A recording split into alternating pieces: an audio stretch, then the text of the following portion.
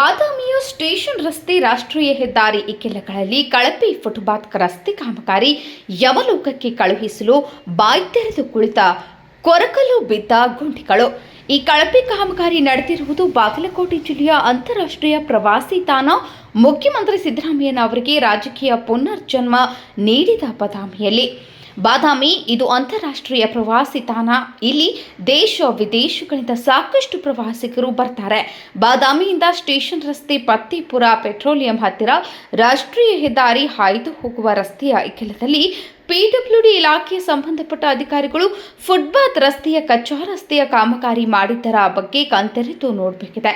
ತೀವ್ರ ಕಳಪೆ ಮಟ್ಟದ ಕಾಮಗಾರಿ ಆಗಿದ್ದು, ಮಳೆ ನೀರಿಗೆ ಸಂಪೂರ್ಣ ಕುಸಿದು ಕೊರಕಲಿಗಳು ಬಿದ್ದಿವೆ.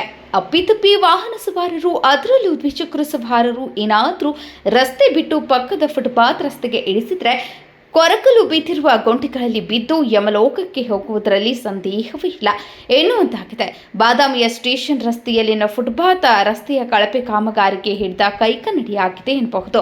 ಇಷ್ಟೆಲ್ಲ ಕಳಪೆ ಕಾಮಗಾರಿ ನಡೆದರೂ ಕ್ಯಾರೆ ಎನ್ನದೇ ಸಂಬಂಧಪಟ್ಟ ಅಧಿಕಾರಿಗಳು, ಇಲ್ಲಿನ ಜನಪ್ರತಿನಿಧಿಗಳು ಇದೇ ರಸ್ತೆಯಲ್ಲಿ ಹಾಯ್ದು ಹೋಗುತ್ತಿದ್ದರೂ ಕಣ್ಮುಚ್ಚಿ ಕುಳಿತಿರುವುದು ವಿಪರ್ಯಾಸದ ಸಂಗತಿ ಎನ್ನಬಹುದು. ಈ ಕೊರಕಲು ಬಿದ್ದಿರುವ ಗೊಂಟಿಗಳಲ್ಲಿ ವಾಹನ ಸವಾರರು ಬಿದ್ದರೆ ಪ್ರಾಣಾಪಾಯ ಆಗುವುದರಲ್ಲಿ ಎರಡು ಮಾತಿಲ್ಲ. ಸಾಕಷ್ಟು ಪ್ರವಾಸಿಗರು ಇಲ್ಲಿಗೆ ಬರುವ ಮುಖ್ಯ ರಸ್ತೆ ಇದು ಎಂದು ಹೇಳಲಾಗ್ತಾ ಇದೆ.